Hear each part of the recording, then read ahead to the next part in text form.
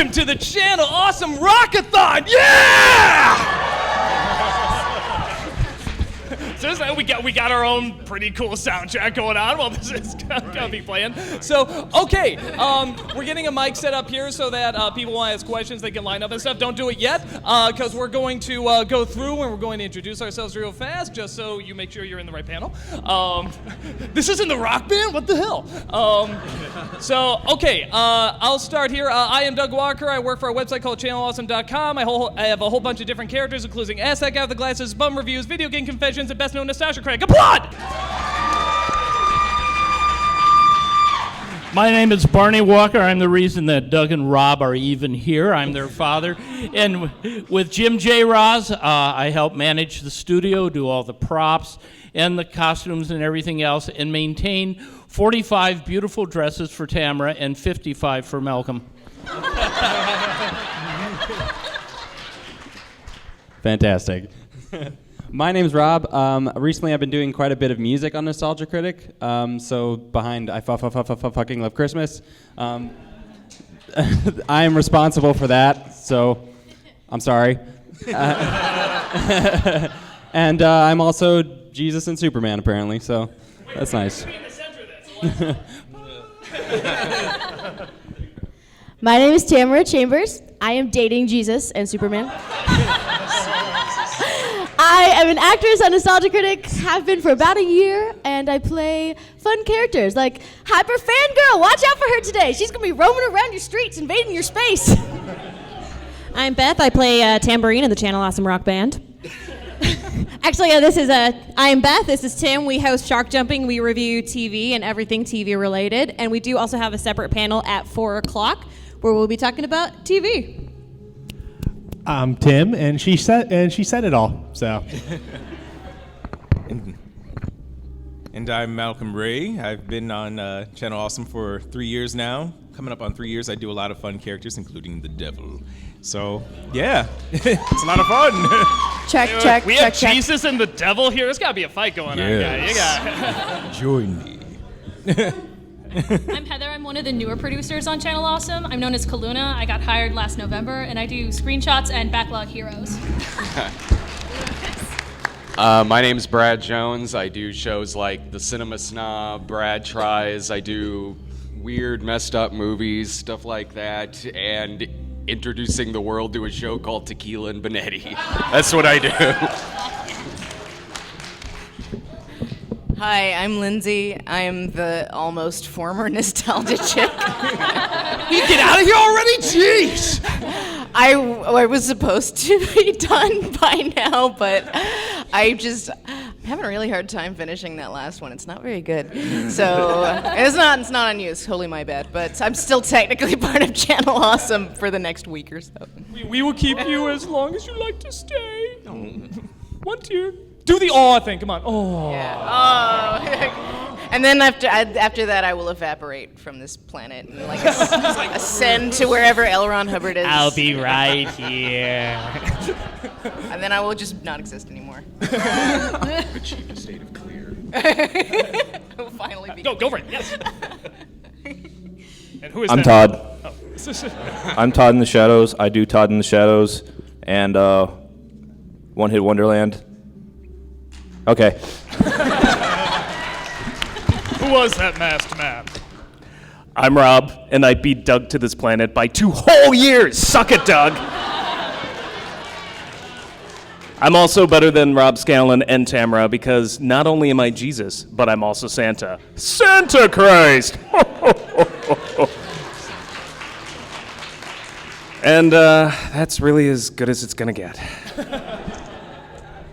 Hi, I'm Yomars. I do a show on the site. Well, I'm one of the new producers, too. I do a show on the site where I talk about video games, and that's about it. Yeah. That's my fellow newbie. I'm not alone. I'm Mike Wallace, and this is 60 Minutes. Hi, I'm Louis Lovehog. I review comic books on the internet, and for some reason, people like that. Also, Power Rangers sometimes. I'm Rantasmo. I do a show called Needs More Gay, where I talk about LGBT stuff and LGBT adjacent stuff in the media. Very cool. Before we get started, I do want to say a few things here. First of all, after this, we do have autograph signings. We have one today, we have one tomorrow. If you're not able to get to that, or there's a long line or something like that, I just found out there is a table in the dealer's room where we're going to be going in and out, signing stuff. We have merchandise, all sorts of good stuff. So if for some reason you don't get something signed, you don't get a question asked, you can come there. Also know that tonight we're doing a charity event, ironically called Critics Against Humanity. But I swear it's for charity, even though it's against humanity. And it's for onestepcamp.org. It's a charity. It's a camp for children who have cancer, and it's a wonderful organization. We've been there. It's fantastic. We would love for you guys to come and support a really, really great cause. So right now we are going to do our Q&A. We have a microphone set up here. Just get in line if you have a question, and you can ask absolutely anyone at all. I want to hear from Macho Man first, okay? Yeah. Although I want to hear from Sexy Beetlejuice second. Okay, that's pretty cool. Yeah, snap into a Slim Jim. Okay. All right, there's a two-parter here. One for Brad and one for Todd there. Brad, are you ever going to get around to doing hentai at a certain point? I don't know. Jillian owns all of those. If I can pry it from her. I don't know. I doubt it, honestly. And, too many ET stuff to watch. I understand, but I don't want to know. And you, Mr. Shadow Man there. When you gonna ever do my CD? I was wondering if you're going to ask about that. Well, I'm asking. It's, I don't know if I can handle it. It's pretty amazing. Good I don't answer. Even know. It's calling you out. Hold on, but before you leave, is there something perhaps we should snap into, perhaps to leave us with? Hold on. Yeah, you gotta prepare for it. You gotta build it up. Oh yeah. It's a coming. That's also what she said. 1980s technology. What?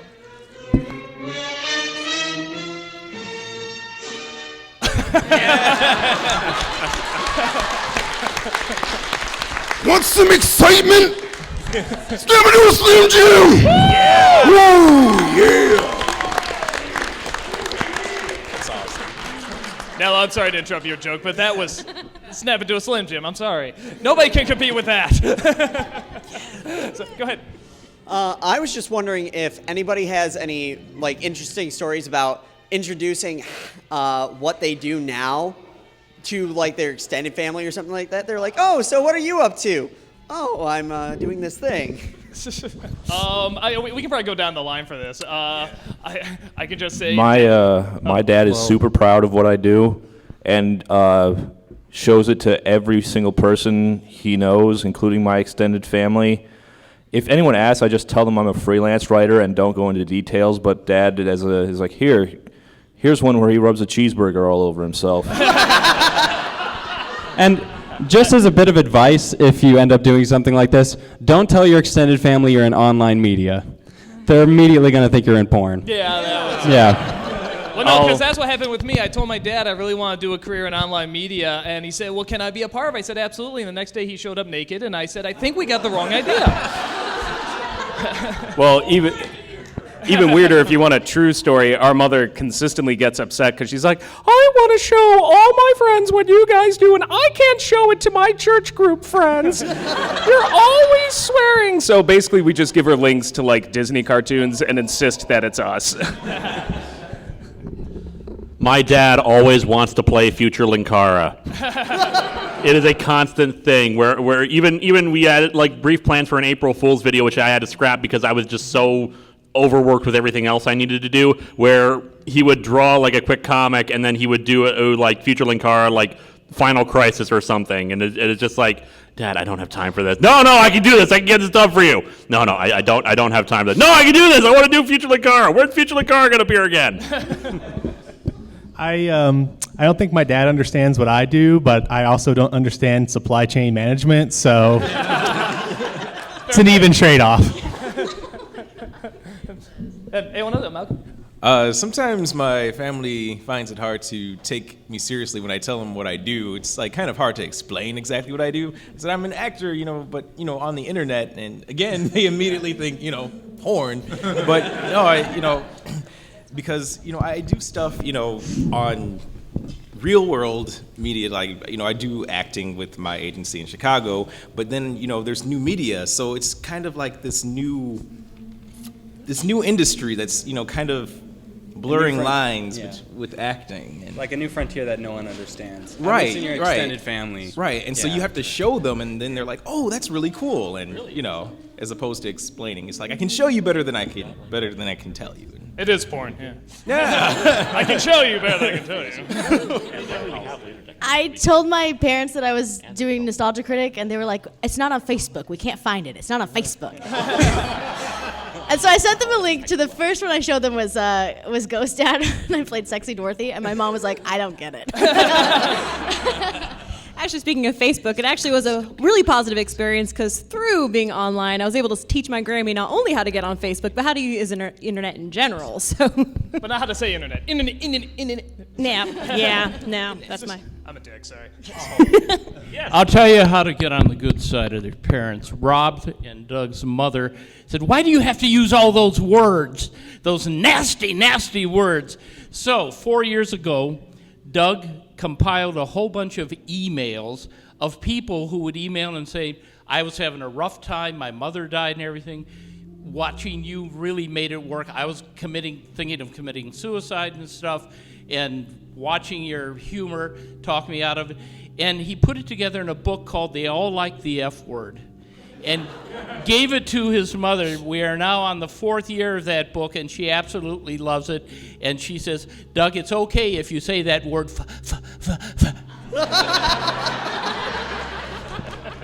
Anyone else?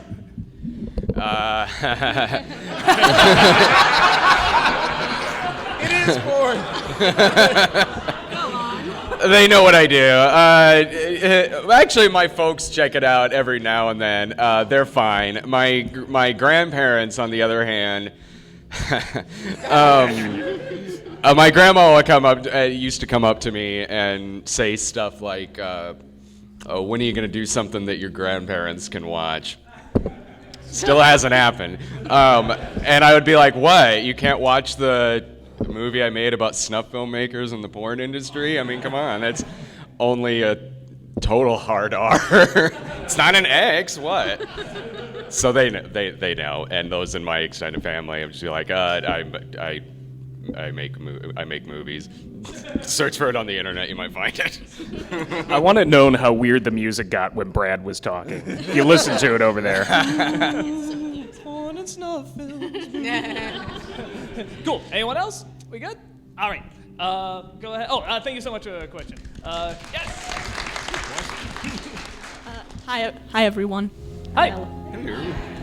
Before I get started, Todd, I tweeted you about possibly giving a dog toy to Callie, and I fucking came through with that one. That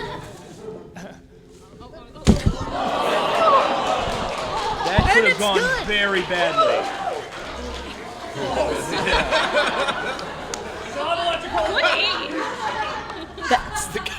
You break it, you pay for it. For the future, you can walk up here. Was it Nish that? When Todd liked Frankenstein. Nish. I played 10 years of Jupiter softball. I sending wasn't joke. gonna miss. Yeah, when Todd like Frankenstein extends his hand and goes, you don't need to throw it. It's okay. I just wanted to know how many of you guys have experiences with Patreon, and if that's helped you make your videos any better or worse. I have, yeah. I was able to, two years ago, I was at like 38,000 subscribers on YouTube, and Patreon existing, created by my friend Jack Conte, having that exist was how I was able to go full time. So since Patreon came about, is when I was able to really dive into it and do it with all my time. So I say I super recommend it right now. For me, it's the way to get upfront funding, and yeah, I definitely recommend it. Super duper flooper recommend it. Patreon has guaranteed that I will never sleep a wink ever again. However, on the other hand, it is also guaranteed that I will never hear the words, "When's the next History of Power Rangers coming out?" because I have actual release dates now. And it's become my primary source of revenue because Blip has kind of taken a downturn, and I'm trying to fix that by going to a different video platform. But yeah, Patreon has really helped and done a lot of good for me. So there you go. I remember when James did his Indiegogo for the movie, and when it got done, like he did a video of him spitting his drink out, seeing how much he made. He just looks at this large pile of autographs he has to sign. He's like, okay, and it doesn't sound like much. Well, you're just signing, but it's like we've all kind of done that. It's more than you think. It's definitely a lot. So yeah, definitely. I honestly I recommend against physical rewards. I think it's just like I keep my reward level super low, and it's just like you can get like sources and further reading, and that's what you get for, but like it's a lot less stressful because it's stressful enough trying to stick to a schedule without having to saves your writing hand too. Because I was having some serious Premiere problems even with the thank yous like getting stiff-fed on time, but it definitely helps me be more consistent and be incentivized to step up my game. That Patreon's the reason why I'm not in jail right now. Thank you, IRS.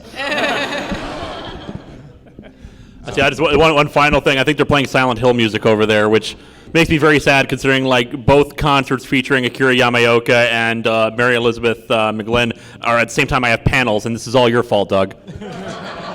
You're welcome. It's not really, but I'm going to blame you anyway because we always blame you for everything. I'm used to it. No, I like that attitude. Patreon's helped us out a lot. Like in our case, the funds, like it's helped us out in the sense that everything we get from Patreon, most of it goes towards the other people in my group. All the other. Yeah. It's like we can pay people now. Yeah. Rather than like it's every month instead of on my whims. Right. And now it's much easier to talk them into seeing the new Tyler Perry movie of the week. And we can also fund much more ambitious projects with it, like different animation shows that we're working on and things that we've always wanted to do. Every now and then we'll get a complaint about Patreon, but it's just, I can't believe I have to wait a week to see your vlog on Breakfast Club. Like, whatever. So, cool. Thank you for the question. Nice. I'm going to say, everyone else that comes up, the microphone is very low. The height's different, so just try to speak very closely into the mic. Hello. That is not speaking very closely into the mic. Hello. There Okay. you go. All right.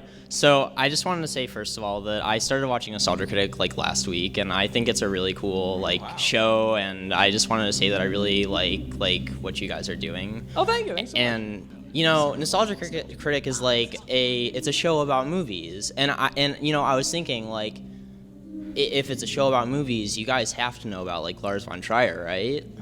Which one? Lars von Trier. Lars von Trier.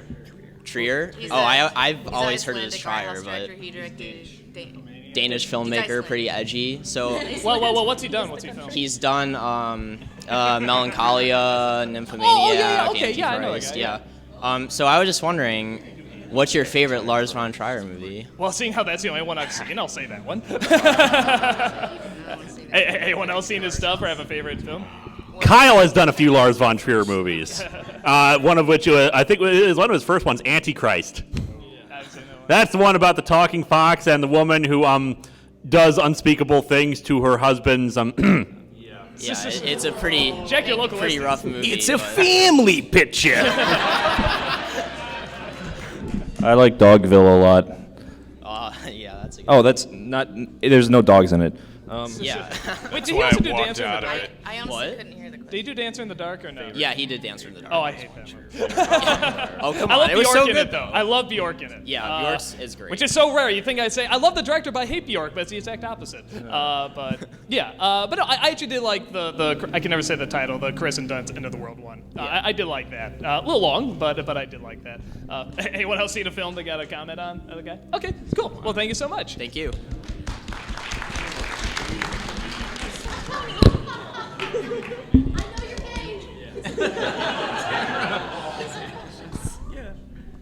Critic, what is your favorite villain? My favorite, like in movies or? comic books. In comic books? Oh man, that's such a Lewis question. Lewis, answer it well, I think. Darth Vader. No, wait.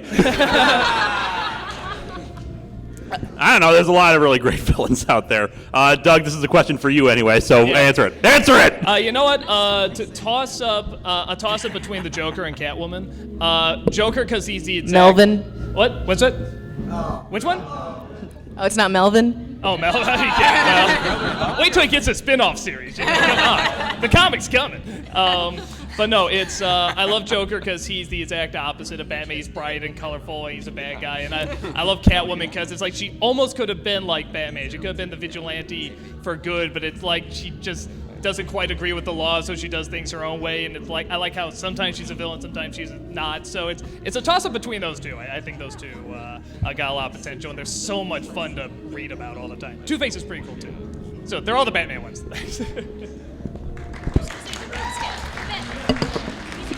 Thank you. Hi. You've been doing a lot of reviews for TV shows and vlogs, and I thought I could go and get you interested in another show, so I decided to go and... You got a show there? You got a sample? It's not ticking, is it? Ooh, a DVD from Target. It must be good. Yeah, okay. It's Steven Universe. Yeah. That show's amazing. You know, the funny thing is, everyone's like, people have asked, am I going to do Steven Universe for a while? And then, like, some sort of episode hit where, like, my Facebook is filled with people saying, you have to do Steven Universe, the episode just came out, whatever. And sure, I was at a convention a few weeks ago when that's the only way I watch cartoons anymore. I turn on the TV, it's like, oh, cartoons are on.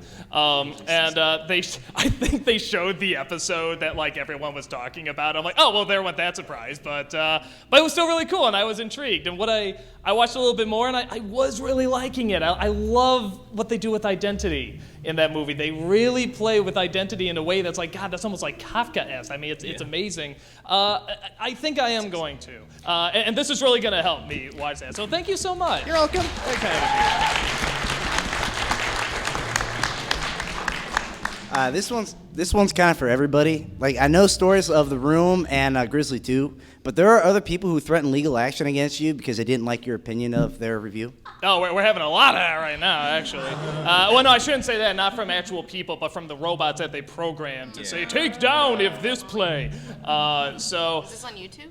Yeah, on YouTube. Yeah, not Blip. Is it Super Critics or the other? Yeah, no. We haven't, on Blip, we haven't really had that many. We had Tommy, and I think, at least for me, Tommy and like maybe one or two other people, but it's not coming to my head who. But on YouTube, because it's bigger and wider, and they got the robots to track stuff that's already online. We're getting it more, and some we're winning, some we're losing, some are just this really long battle. But again, that is a nice thing. I mean, they're on the website, they're on Blip and everything. So yeah, since we've gone on YouTube, we've tackled it a lot more, but thankfully only on YouTube. So yeah, I know other people have had like run-ins before and stuff. Where I definitely know. Is it? Was it Super Critics or the other one? Channel Awesome. The Super Critics. Brad and I have never had problems on. Well, no. But did you have one, Brad? Like one of the filmmakers had okay. something or something? Oh, well, years and years ago, when I was originally on YouTube, so back like in 08 or 09, there was an issue with the company or the people that made Nail Gun Massacre. That masterpiece. I don't know if it was I think it was the DVD company. I think, anyway, they had it taken down, and that was the reason why I moved over to Blip and started my own site. That was... oh, wait. No, that was the Grizzly 2 thing. Yeah, I was going to say, oh, I know okay. there's another one. Yeah, okay, Grizzly 2, but that was kind of a gray area because I did an episode on an unreleased movie called Grizzly 2, but it's an easy movie to find. You can go to about any convention and find a copy of Grizzly 2 sitting there. And so I did an episode on it, and the lady who produced it, she's like a Hungarian art dealer or something like that. She sent me a really angry message. At first I thought it was someone screwing with me, but then I looked her up. I'm like, wow, she really likes this movie, I guess. And anyway, so I got some advice, and I ended up taking it down, and mysteriously it ended up on YouTube. And how did I get there? So, but at that point, the video had been up a while. I'd already made whatever revenue I'd make off of it. So, whatever. And then at one point, I ended up getting a voicemail from her. She ended up finding my phone number. And the voicemail message was actually really nice, which means someone probably advised her, like, maybe you should ask him nicely. And then she sent me a friend request once on, like, Facebook. So I guess we're friends now. I don't know. Never any of the comic reviews have I had problems, but since I've started uploading stuff to YouTube, I've had the occasional stuff where, like, well, I got to replace the music and stuff like that. But you'll notice that there's one big shining omission from my YouTube page, which is History of Power Rangers.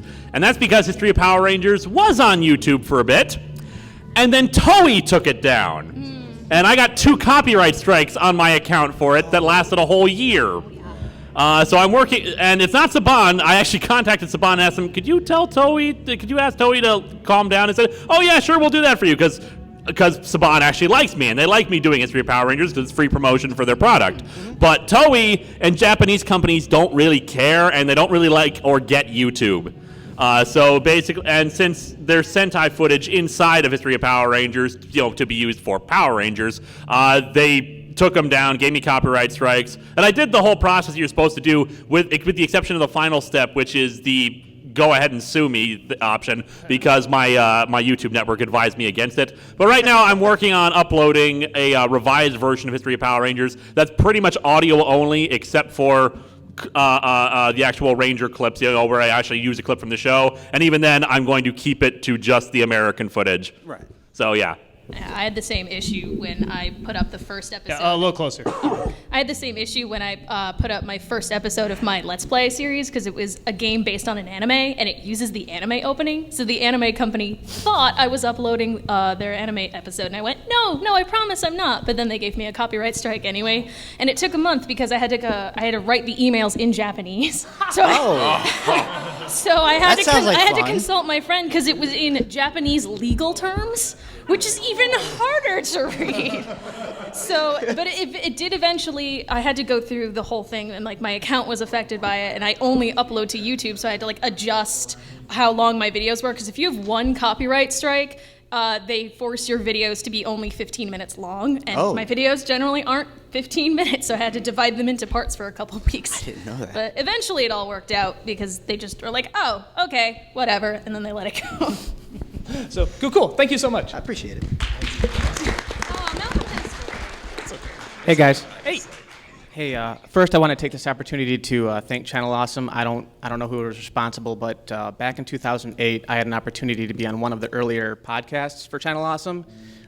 There was a contest where we had to do like a mini podcast for the masterpiece Mortal Kombat Annihilation, and for some reason I was picked, so I was on that. So it was cool to be a part of that just for a little while. Oh, so, awesome. Congrats, man. Yeah. Cool. And I also want to thank you guys you guys are entertaining. You guys have put me through like hours of college. I'm finishing up my bachelor's right now at Lawrence Tech. We gave you a grant?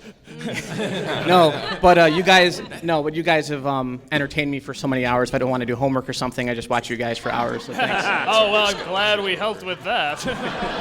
Don't do your homework, kids. Watch us instead. Channel Awesome. We help you procrastinate. Well, I've got a 3.7 grade average, so I'm still doing pretty well. Awesome. But no, thank you guys. Really, you guys are all awesome, and I've watched probably 90% of your guys' stuff, and you guys are really entertaining. So thanks. Thank you. Thank you. This question is for pretty much all of you guys. I have a very weird taste in movies. My favorite Indiana Jones is actually Temple of Doom. And I'm Hell yeah, Brad, man. shut up, Brad. I know what you're thinking, Brad. Don't say it. And it's not a nostalgia thing. That is my favorite one for many reasons. I can argue that movie to the death. But I'm one of the few people that actually liked the Michael Bay Turtles movie despite its flaws. So I'm just curious to hear from all of you guys, what is your favorite your favorite version of the Turtles? I really like that the one. first movie. You really like that one? I feel like I could write a master's thesis on the portrayal of April in that movie. I find it's so deeply fascinating, like the way that they write her, just from a screenplay perspective. Like they didn't know what to do with her femaleness, so they're like, I guess no one respects her because she's hot. That's how it's like, right? I forgot. Oh, I'd probably say the first movie I do like, because that seemed like the perfect combination of really goofy, stupid, but we're also kind of taking it seriously too, and being really cartoony but really kind of badass at the same time. So I haven't seen the newer ones though. I haven't seen like the new cartoon. I'd actually be with Doug on that, just because whenever I look at the New Line Cinema film, it's just like, there's no way this should have ever been made. Like, it's almost an impossible task, and somehow they came out with this dark, gritty, semi-independent film with Teenage Mutant Ninja Turtles with Jim Henson doing the costumes. Like, who does that? Yeah, just like, to I keep just it gotta alone, respect that it came out at all. As for the Bay film, I was shocked when I watched it with Doug for the review, and we both kind of looked at each other and we're like, this is not as bad as it could have been. Like, we didn't like it by any stretch of imagination, but in the end, we were both kind of like, yeah, that was meh. But it really wasn't god-awful, so, like, I guess that's the best I can say about it. It also wasn't Bay. Like, Yeah, no, he produced that. yeah, it's like if you watch it, it has like almost none of the Bay-isms. You know, like the cinematography is different, the pace is different. It's Like, still slow-mo. Slow-mo. that's not a Bay thing, really. I don't know. I thought he's done a lot of that. Well, he's done it, but like his cinematography is not there. You can see it. I'll It say doesn't that. feel like a Bay movie to me. So yeah. I had that, seeing that movie in the theater, and the movie aside, was just such an annoying experience, because here's what happened. We go see it on the pre-screening, and it is a crowded theater with a lot of babies in it. And oh man, so PG-13 film, yeah, bring it. and so we were at the 3D screening for it, but they had accidentally started showing the 2D version. Whatever, we didn't say anything. We were just like, okay, I'll just take my glasses off. And then it's about 45 minutes into the movie. Suddenly the movie stops, and the manager comes out and says, yeah, we accidentally started showing the wrong print of the movie, so we're just going to start it back over again from the beginning of it. Fuck. And so I got up and like spent 45 minutes in the arcade and just waited for the movie to catch up to that point. So I was there for like 4 hours to see Ninja Turtles. My favorite iteration of the Turtles is the next mutation. I was expecting more people to like react to that. No, actually, my favorite is the 2002, 2003 series. I can't remember which one and what year it started. The one that lasted actually quite a few years. Now, mind you, I haven't watched it in years and years, so it's possible that that has changed. I grew up with the '89 Turtles a bit, but I wasn't as hardcore into it as like my brother was. But I really started to get into the 2002, 2003 series. Anyone else? Yeah. Anyone else got a turtle thought? Let's see. The first series that I was introduced to was the 2003 version. That was a pretty strong series in of itself. I think it had really good writing, and it kind of summarized all of the lore of the Turtles. Cool. Anyone else? Cool. Oh, do you have one? Am I the only one who likes when the Turtles had a band? Pizza power. You have We're some homework the to do. It's amazing.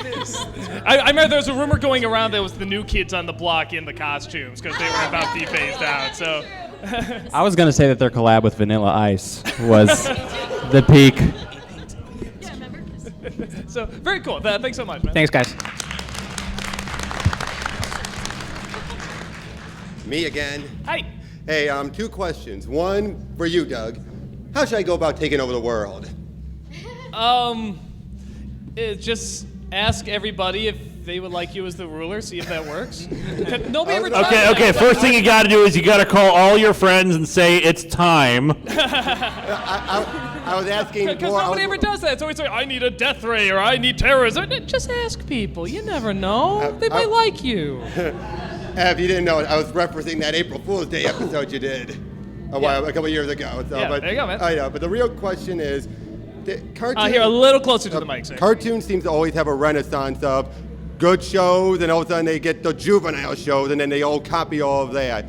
Why do you think that is, where we always seem to go to peak of really smartly written cartoon shows that are challenging the notion of cartoons are for kids, then all of a sudden we go the completely opposite direction of like oh, we got to emulate SpongeBob and just go for the low common denominator joke. Like, Well, I think I started an editorial about this too, sort of like the dark age of movies, as I called it, where movies were just awful for like a solid 5 years and we got like no good films.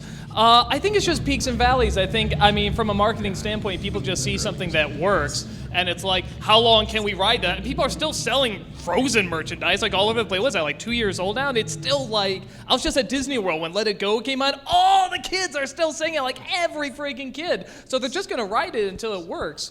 And I think it's sort of the same thing where it's like, if you don't have to try as hard with something, but why try as hard? You can work on something else to get off the ground, put a lot of effort into that, but something like Frozen that's already popular, we can throw whatever together.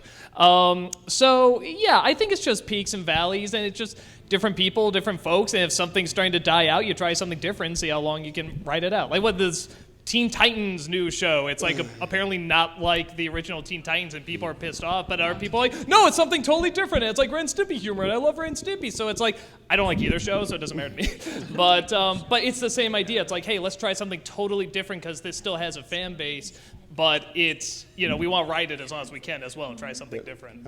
Anyone else? I was asking, that was for everyone, actually. Yes. Anyone else? Animation is a really fascinating medium in that there's no limit to what you can create and what it can represent.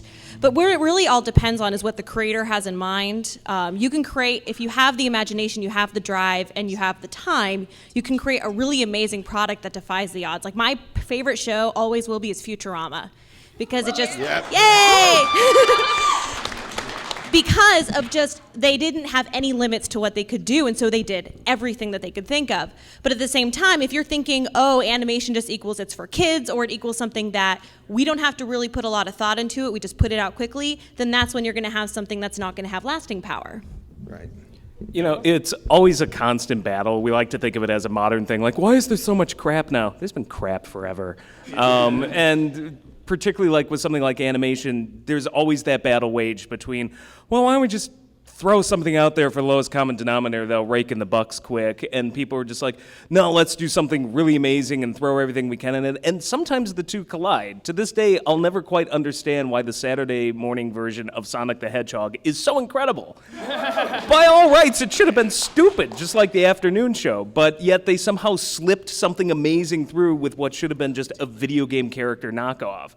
So it just really depends. I don't think there's any sort of magic formula or cabal of people secretly trying to destroy animation or, rise it up. It just, you deal with the dice, in the hand that you're dealt, so.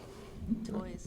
Cool. Thank you very much. Lizzie's just like toys. All comes down to toys. No, it does. Well, especially in the 80s. Well, now it's like that is what gets made is like, does it sell toys? What's the demographic? That's why, it's like, is it, they want shows for boys and they want shows for specific, was it 8 to 12 that buys the most toys? Something like yeah. And it's like, and that will, what show gets made and what show stays on the air. That's why shows tend not to last more than 3 years. Depends on, will boys buy toys? And then you'll have like the extremely rare girl thing, which would be in the form of My Little Pony, which is something. No, even the boys took that one over. Yeah. an outlier and should not be counted. But like, I don't know. I also think that like, just because there are so many services now, like just competition is driving quality up. I don't understand why people think that things are getting worse. Yeah, no, TV right now is amazing. I think animation's kind of in a golden age right now, even for children. It's I think all TV right now. Yeah, it's so just like there's just too much competition. If you want to be seen, you have to be better, and like that applies to like all genres, including animation. Yeah. But you also have to sell toys. I'm glad Lindsay brought up the boys' toys demographic thing. Who here was a fan of Young Justice? I was. Yeah, Young Justice got canceled because it was more popular with girls than with boys. No, it wasn't even. It was like, it was approaching parody. It was still a mostly male audience, but they didn't like that it was approaching parody. It was like 45 female, and that was too much. Yep. Yeah. Well, yes. I think her we point. should cancel My Little Pony because of that. Mostly male audience. I don't know, making us money, but. Well, and Lindsay's got a great point, too, about being in a golden age, because, listen, I grew up in the 80s, and I have a lot of nostalgic attachment to those cartoons, but what the hell was going on in the 80s? Like, when I look at it, I was like, there's a few shows that are great, but there's nothing here, and I look at everything that's on now, And even the bad shows, at least the animation quality on them is up through the roof. So No, it really is a golden age. So like I said, in the dark age of film, fucking appreciate it. Game of Thrones is out on Sunday. There you go. So cool. Thank you so much. Yep, thank you very much. Hi, I got a question, mostly for Linkara, but also, I guess, in general. What do you guys think about Marvel killing off Deadpool? When did Spoilers, there was a comic this week that came out, he died. When did Wolverine, Johnny Storm, the Hulk, Captain America, Iron Man. Are you seeing the point I'm making here? I think he'll be okay. Also, Donatello's gone too. No, Also makes the money. He's going to be back, and in fact, he's probably going to be back just as soon as Secret Wars is over with. Just when the movie's Captain coming out. America was Oh, only no. dead for like 9 months. It's like I wasn't aware of Captain I America. can't remember. Was Batman dead for the same amount of time? How many times has he been dead? Only once, technically. About a year. Oh, was it that long? Wow. I didn't know. The only Marvel characters that stay dead are Gwen Stacy and Uncle Ben. It's true. Bucky used to be on that list too, but then they brought Bucky back. Hey, too soon. Too soon. Also Guys, also kind of not serious, but kind of. Would you guys consider hiring Movie Bob to Channel Awesome because he got fired from The Escapist? Well, look him up. We don't make those decisions, but I'm friends with Movie Bob, so I wouldn't mind that. At least look him up. Okay. Thanks anyway. Absolutely. Take care. No comment. All right. This is to Brad. Yes. My name's Bill Carter. I'm on the Metalcast on Geek Juice. Oh, right on. All right. Would you ever consider doing Death Race 2000? Oh yeah, totally. Oh, you should totally do that. But also movie. comparing Death Race 2000 is awesome. But also comparing it to the newer one that they came out. Oh, the Statham one? Yeah. Just as a weird, dumb comparison. It was this Death Race, but it was like in name only that it had anything to do with it. That and like they call him Frankenstein. But the new one, it's like, oh yeah, it's like the Running Man with cars. The new one was. The original's fantastic. Oh yeah, absolutely. And did you ever see the pseudo sequel Death Sport where they're on motorcycles with like laser guns on it? I saw it with my dad when I was 5. Fantastic. I would absolutely do goes to Death show Race 2000. The quality of movies my dad let me watch when I was 5. So My dad introduced me to Death Race 2000. My dad was like, "You ever see the David Carradine movie where they run over people with cars for points?" I'm like 10. Like, no, but I will. Yeah, I walked in at 11. I'm like, "What are you watching?" He goes, "Death Race." He goes, "What did they do?" They kill people with cars for points. I'm like, "Really? You could do that? Wow. I'm going to start watching sports now. Your father is insane. Mine waited until we were 12, my friend. Okay. That must be like I became a man that day. day. That must be a sick dad thing, because like everyone's like, yeah, my dad showed me this when I was like 5 or something. Like just every dad wants to introduce their kid to that because there's some sort of sick father-son bond there for some reason. I don't know, but yeah. Before the mothers can spoil you. Yes. It was always before like, all right, your mom's getting home from work, and all right, let's put the movie. Yeah, that's how it went. Yeah. So cool. Thank you so much.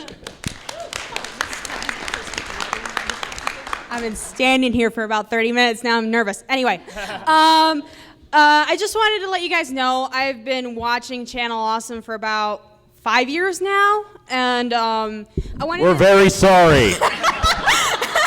We can give you a medicine for that. No. I wanted to thank you guys, mainly Doug and Lewis, because Doug, you made me have a deeper appreciation for movies and to really think about what I'm watching more often, because I was 15 at that point.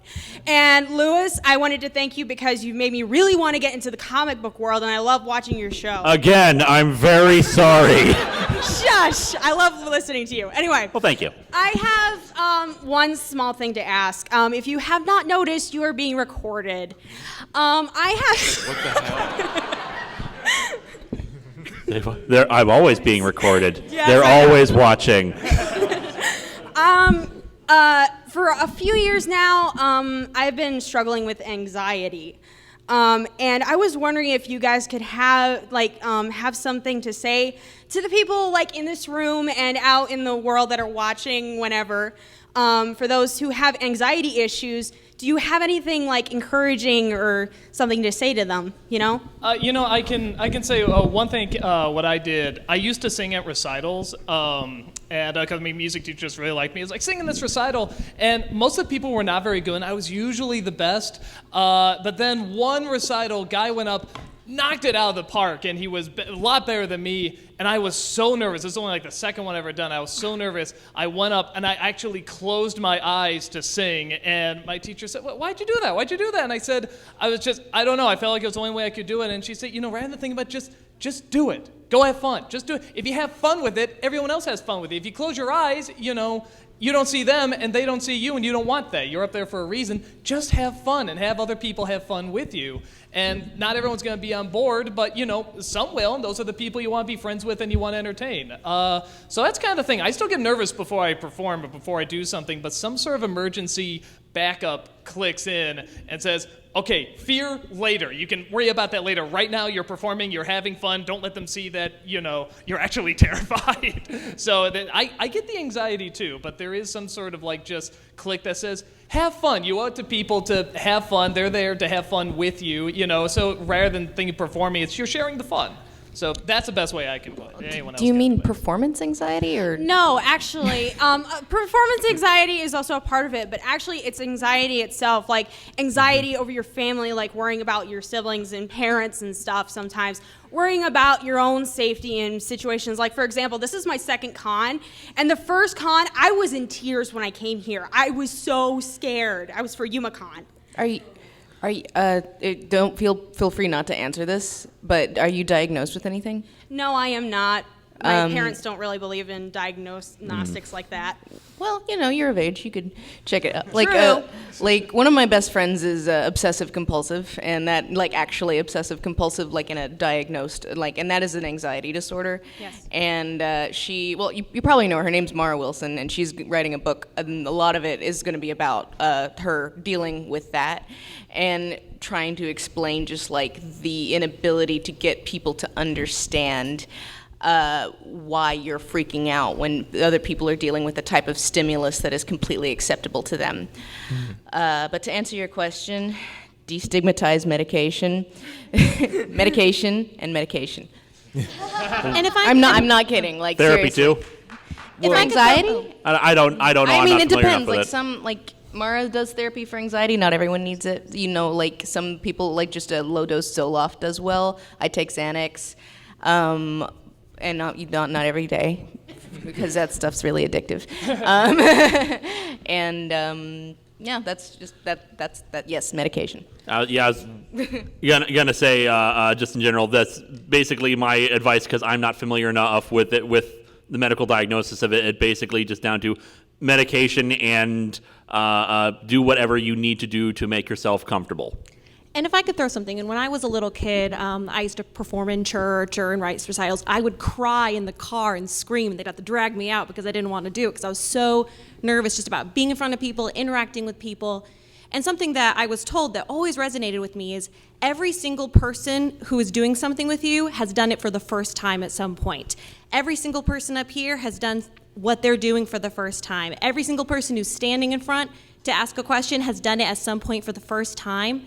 And so anytime that you're feeling, nervous or anxious about anything you're experiencing, every person who's doing it with you has been in that exact same place. So very good, man. Listen to them. They know what they're talking about. But don't. And if I could touch on. Don't be ashamed to just go to a doctor and get a diagnosis or several. Seriously several, because you can get. I've been misdiagnosed before. Yeah. And actually, I have a friend that I talk to frequently, lives out in Canada, but he's dealing with anxiety. But one of his coping methods is actually calling someone up and talking with them, because he says that the isolation is what really amplifies the anxiety.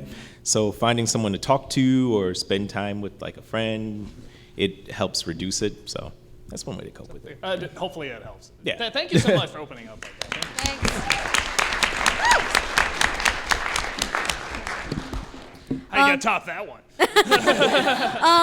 I have a couple of questions. One for Brad. Are you serious about doing a Jesus movie? Because I am 100% behind that. Okay. That would be amazing. We do, for anyone who's seen our midnight screenings show, we also go see the Christian movies that come out, like God's Not Dead, Do You Believe, Old Fashioned. Oh man, Saving Christmas. Kirk Cameron's Saving Christmas. Oh my God. Hell yeah. And anyway, in one of them, one of the more recent ones, I think it was the one for Do You Believe, which, by the way, it's not every day where you can get home from a movie in theaters and be like talking to someone and be like, I just got back from the new Lee Majors movie with Brian Bosworth. Anyway, we were joking in the car saying that like it'd be fun to do like a spoof movie of some of these, and my buddy Dave, who's on my site, and he goes to see a lot of these movies with me. He said, like, no, man, we should do it straightforward. Like, that'd be hard, man. Like, I don't know about that. Like, and I've written movies about, like, 1980s pimps. Like, I don't know about this. And so, like, it's always been an idea in my head of, like, you know, kind of a parody of some of these movies. I don't know if that would ever happen, but it would be fun to do. Lindsay, I just wanted to say thank you. Your videos are amazing. Oh, thank you. You're just one of the smartest people I've ever seen. I just admire you so much. Thank you so much. How's the next Viridian book coming? That's on Nella. Okay, as of yesterday, we had just gotten to the start of Act 3, and then I threw it at Lisa, because I was like, all right, I have added as much Tiger's Curse shit I could into this fucking book, where we take our heroes to India, and they find their white-ass selves, and do all this stuff, and India is just the background. And so in Act 3, Riley shows up, the 3 triangle love thing, awful happens. We finally, I think, discover who the bad guy is, and hopefully Lisa will have added a whole lot of stuff by the time we get back on Monday so we can finalize it, call our writers, and start it! Yeah! That sounds amazing. Now, everyone. We've been busy, but we're making progress. And Nella's in I charge. want her to answer all my questions. That was amazing. And Rantasmo, I love your videos. I really wish they were longer. Fair. Because it's just so, it's really interesting. It's really fascinating. Oh, well, thank you. And that's a fair criticism. I'm hoping at some point I might hopefully be able to do this more full, at least closer to full time. And if so, I'll definitely spend more time on each video and hopefully make them longer. So, okay. Yeah. Thank you. Thank you. Thank you. Thank you. I am your clone. Hello, me. Okay, I got a few questions, but first of all, my name's Ashley Kranz of Dream Chaser Productions, and I just love everything you guys do. I mean, my friend Amanda was the first to introduce me to Nostalgia Critic, and she was like, "Hey, you gotta see this." I'm like, "All right, okay." She's in the room. Yeah, she is. And Lindsay, I'm a huge Transformer fan, so awesome. Yeah, I can't see. I got my Decepticon earrings on. Awesome. Are you an Autobot undercover? No. I was about to say, it was at DJD, there's one, right? Or I don't know if you follow IDW. Yes. Yeah, someone gets it. Yeah, I was about to make a brainstorm joke, and I was like, no, that's the other way around.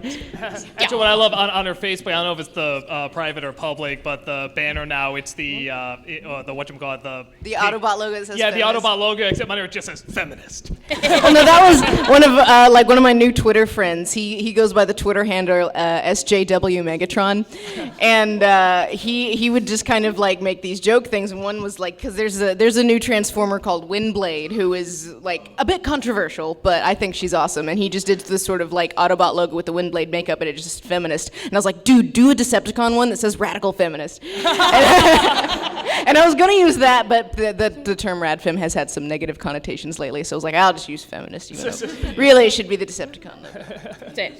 So question one, when someone wants to get started and being an internet reviewer, what do you recommend, like what site do you recommend starting on? Like, I mean, for posting stuff? Yeah, I mean, I've posted my short movies and stuff on YouTube, and it's like, copyright infringement, I'm melting. You know, it's like, it gets pretty stupid. Usually my first advice is don't. Yeah. No, but I was gonna say don't. I know, but part of it is, I mean, look, this is just like a drop of, the number of reviewers that are out there. So it is something where it's like there are a lot and it's very oversaturated. But if it's something where it's like, 'cause I've been told don't before this all started. So if it's something where it's like, you got to do it, you're doing it for the love of it, and so on and so forth. I mean, that's the first step. You got to do it for the love, not for the fame or the money or anything like that. You got to do it and say, even if you fail, you're glad you did it. You're glad you tried it.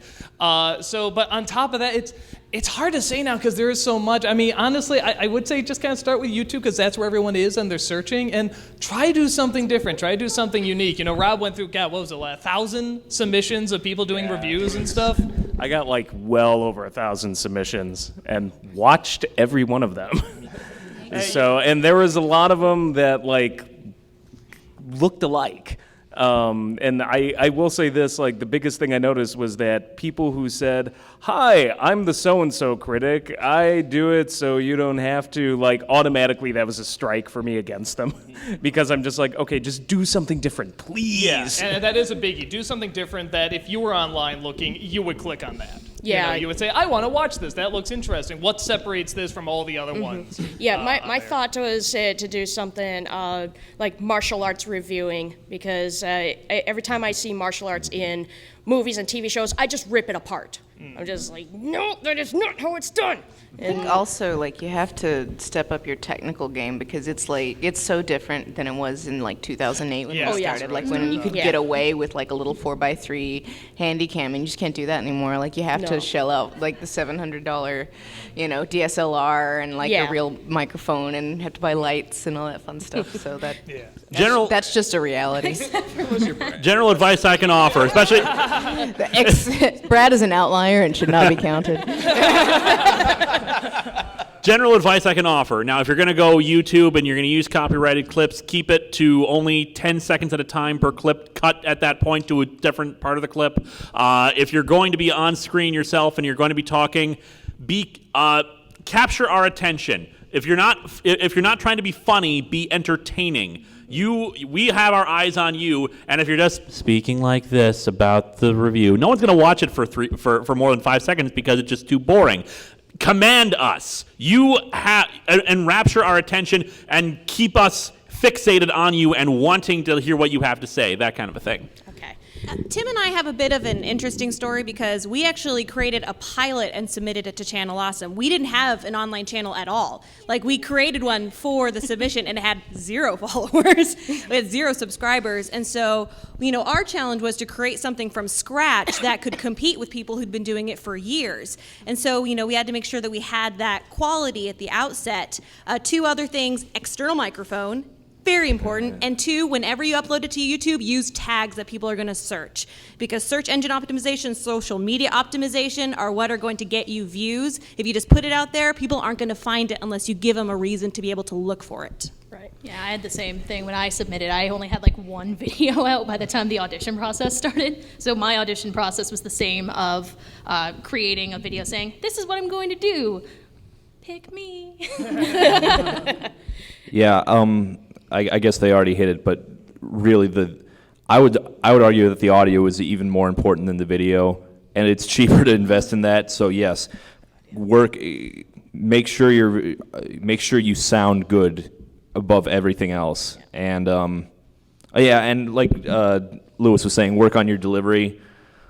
Just try and sound like you would want other people to sound. If you were watching them. YouTube is the future. I know it's because it just is, and it's a monopoly, and that's what it is. I will say, I completely agree with Todd. Everything I was watching, audio would be the first strike. If it wasn't visually interesting, I'm like, okay, if at least I can hear what the hell is going on, at least, maybe the comedy is funny and maybe like I could close my eyes and listen to a stand-up routine and be fine. But if the audio is not good and I literally had some people submit things that were in high def, like gorgeous video, and I couldn't make out what the hell they were saying. And I'm like, well, I can't use this. So, and like we mentioned, Brad is the outlier, but if you're gonna do something low quality, I mean, Brad's secret is he's reviewing low quality shit. So it kind of works for Brad, and Brad is really funny. So if you're gonna go low quality, it better be the best, funniest low quality you can come up with. Yeah. And actually, we make jokes about Brad doing this, but honestly, Brad's quality has actually improved considerably over the years. No, it hasn't. Spoonie, when he did an April Fool's video parody of the Cinema Snob, he made sure to include the background hiss from Brad's old camera. That old high 8 camera that I used that I switched, not because this is several years ago, but I got a different camera, not because I was like, I should get a different camera, but because it broke. And just one other piece of advice, I highly recommend writing and rewriting your scripts. I think there's a lot of people on YouTube who can come across very amateurish because you can tell that they just wrote their thoughts kind of free form, and me and Beth put a lot of time just taking multiple passes and really trying to punch up jokes and things like that. Have a second person to look at your stuff. Yeah, because they will Keep see it short. something you won't. Keep it short. Make sure to read it out So loud. there you go. Oh, hopefully that's enough. Thank you. Take care. Hello. Hey. Lindsay? All right, so in Loose Cannon, you talked about Starscream. Yep. Oh, do you want to see my wallet? Oh, I think of it. Well, anyway, go ahead. And on Twitter, you talk about the IDW comics. What is your opinion of Starscream in that comic book universe? Honestly, he's my favorite Starscream now that I've read it. It's funny because I'm not a huge fan of, oh God, who follows me on Twitter? I'm not a huge fan of John Barber's writing. I think he's been getting better, but it's kind of embarrassing when you kind of go back and forth between Barber and Roberts, and Roberts is just and he's yeah, he's got some feelings. But I really like the way he writes Starscream. I have a feeling Starscream is about to die. Yeah. I will be surprised if he survives Combiner Wars. You are the only other person that I know of that reads the comic books. They're so good. Sad. Yeah, it's funny because he read more than meets the eye in 2 or 3 days, and then it took him 3 months to get through Robots in Disguise. It's boring. Also, if you are going to be around the con, can I get a picture of you with my Optimus Prime cosplay? Sure. All right. We'll be we'll do the autograph thing next. Yeah. Like I said, there's autographs today, an hour after this. Some of us are just going to go straight to the table to sell merchandise as well. So there's definitely 2 autographs signings, one today, one tomorrow. I know after Malcolm and Tamara's panel, we're going to go down to the table as well a little early. So there are going to be other times. If you don't get in the line in time or something like that, just come find us one of those other times, and we will be there. Also, I think we'll probably have different lines, right? Maybe. I don't know. I think we should. I think we should too. Based but on I prior don't know how they experience, happen. we definitely should. And this is a question for everyone that wants to answer. What is the best thing a fan has ever said to you? Oh, God. You make my life Asking better. which was my favorite Starscream. It honestly is for me. Anytime someone sends me a message saying that you helped me with my depression, you helped me get through college, you helped me live my life, and really there's nothing else that can top that to me. Yeah, I was going to say pretty much the same thing. And the 2 that come to mind, one, anything that's you saved my life, which is wow. I mean, I'm just sitting here being silly and stuff. I mean, people depend on that positivity, just something to watch every week, just something they can rely on in a life that is so uncertain. Which is funny considering how negative we are in our videos. I know, that's what's so funny, but it's comedy. It's taking the negative, trying to turn to something positive. And also ones I've gotten from soldiers that are in Iraq or Afghanistan or something like that, saying I watch your stuff, really? Holy crap, so anything like that is just the hugest thank you I can give to anyone for saying such words like that. I got a really passive-aggressive comment the other day that I pretty much enjoy. It's, screw it, I'm subscribing so I can keep track of your uploads. You do make some interesting videos after all. Thank you. You're cool, I guess. Yeah. Oh man, now I have to subscribe. No, actually, that is the that kind of fan made that you my want. day. Even if they're like, I don't want to like you, but I can't I know, help but, like, it. That's actually a really good I fan to got have. off the- Because even if they're angry, it's like, I'm still going to watch you. Because I had uploaded the video before I got here, and I got off the plane after putting it back after airplane mode, and I got like a ton of comments, and I read them. I'm like, oh, day is made. Yes. The For best me, thing go a ahead. the best thing a fan ever said to me was, "Here, take this money. I don't need it." And I did. For me, honestly, it was the first time someone actually said, I'm a fan of your stuff. Because it doesn't matter. I mean, it's amazing the details you give about, your experiences that you have watching the content, but the fact that you consider yourself a fan at all of something that we produce is just, that alone is just so heartwarming. Anyone else? Negative comments could be a bit fun too because who here recalls the "Please let the ads play" video I made a few years ago? I still get negative comments on that on YouTube. And the only reason I'm keeping the comments going, because there are days when I'm just like, I can't stand these stupid negative comments, and I feel like I want to turn them off. The only reason I haven't turned them off is on the backs of my DVDs, I put a negative comment as the quote. So I'm collecting them now, so I have like enough for 100 DVDs.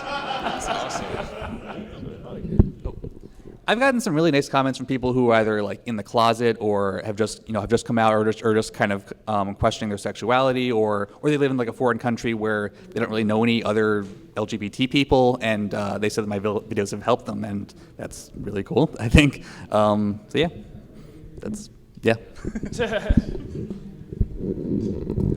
I honestly never know how to react to fan praise. Honestly, I go thank you and nod. So I think the best thing people say to me is that your dog is cute. That makes me happy. I'm not here to save the children. But yes. But if you like my stuff, that's great. I really appreciate it regardless. Yeah. Cool. Anyone else? Okay, cool. Thank you so much. Oh, we do have one. Hold on. So, sorry, this is last minute, but the nicest comment I ever got is, I think this was actually before I got accepted onto Channel Awesome, and some guy said, hey, I'm taking notes on how to do a good video review because I'm thinking about doing that. And he was like, I use yours as an example. And so that was just really nice. But I think that guy's gunning for my job now. I'm Womars. Yeah, this is for everyone. I was just wondering what's your greatest guilty pleasures and what you review? I'll I go did a back. video about that.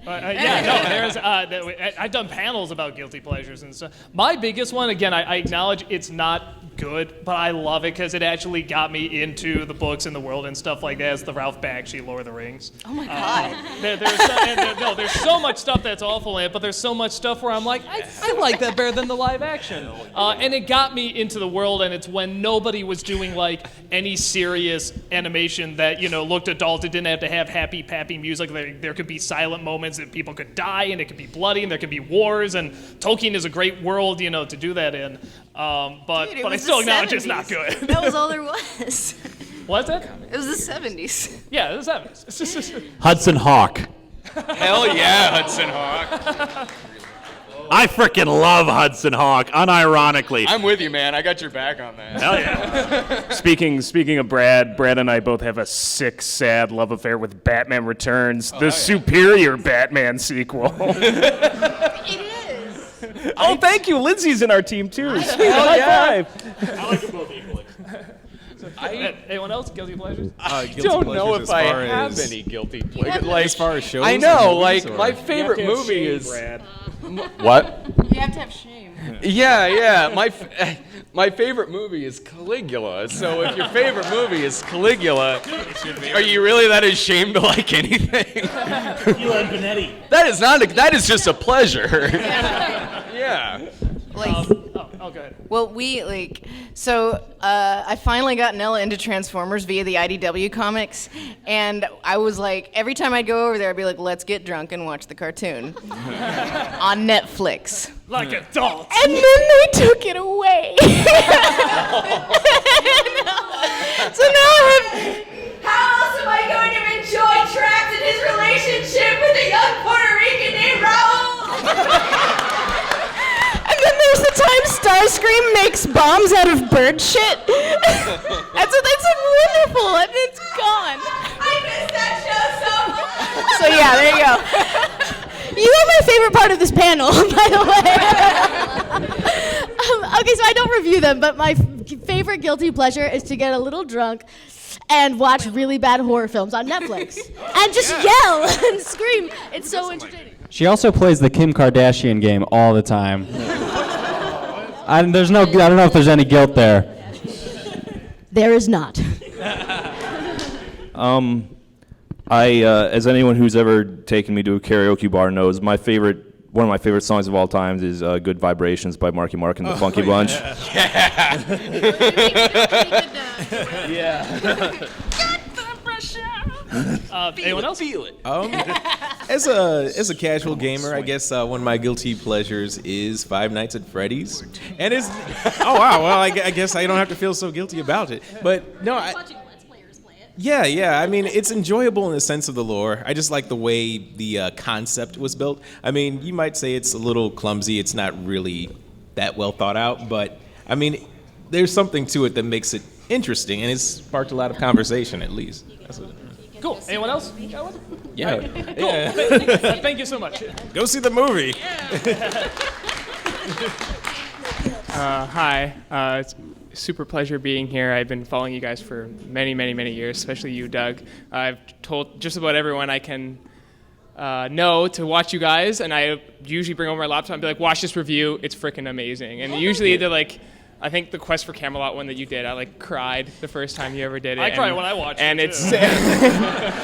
it's just so funny, and I love your when you guys you combine and you do like crossovers and stuff like that. It's amazing. And one of my questions is that I just get so baffled when people are like, oh, like this guy, you really find him funny, and I'm just like, are you fucking serious? Like, so like I think my question would be is what review have you put out that's gotten the most negative feedback that you were like surprised about? That I was surprised about? I don't know if I can say like negative necessarily, but one I thought was going to be like a huge one. I thought this was going to take off, break 1 million in like a week or something like that, and it does okay at best, was the Power Rangers Turbo one. Oh, yeah. I really thought that was just going to be like, because I mean, it was like the 20th anniversary of Power Rangers when we did that, and it was just like this huge deal, and we got these big robots and they're fighting each other, and we had the costumes, and we talked about this movie, and it was so enjoyably bad, and like everyone that watched it and everything, like, yeah, that was good. I was like, seriously? Still a more respectful 20th anniversary thing than Megaforce was. Oh, too soon. But yeah, no, that's the only one I was like, wow, I really thought that was going to be like a huge big deal, and everyone was like, no, it's good. We get more surprised sometimes by the things that we thought were going to go over poorly but went over pretty well, like the Matrix one. I really thought we were going to get a lot of hell for that, and it turns out everybody who hated the Matrix came out of the woodwork like, yeah, right on. It depends where you go, because on Channel Awesome, they were like, yeah, I didn't think it was that hot idea. If you look at the YouTube comments, they're like, you son of a bitch. Yeah. Oh, Man of Steel was another one, too. But that's the one that gets the most views. That's what's so funny about it. You should do the sequels. Well, nobody watched the sequels that I did. They all want to see, I want to hate you. I have so much anger. Internet. Ah! Oh, my God. People won't shut up about Man of Steel. I'm still getting comments on the vlog I made. Me too, man. About that movie to get people so Nolan fanboys. That's what. Joe saved my review. For some reason, I guess I didn't realize I was the only person in the world who didn't like the Uga Chaka version of Hooked on a Feeling. Like, Blue Suede, man. It's sweet. That's my bad. It's not good. We listen It to that isn't. way over here, actually. We also don't like anyone else got one at all? I don't know. I've always been. It's like I feel like I would always accurately be able to figure out what was going to do well and what wasn't. Pretty consistent. Baby Doll's got more hits than I thought it would. So cool. Thank you so much. Thank you. I think we got time for one more question. Of Oh, course, hey, they actually brought comes Deadpool back already. See, he's See, fine. they brought him back Told already. you guys yeah. I can't be staying dead for long. Only Ben Parker and Gwen Stacy. There you go. Anyway, so Doug, I have a question for you. All right. So I know that you did the top 10 best and worst Avatar episodes, which I'm still stumped as to how you got Dante Bosco on that. But anyway, are you now that Korra's over, are you gonna do a top 10 best and worst for that show as well?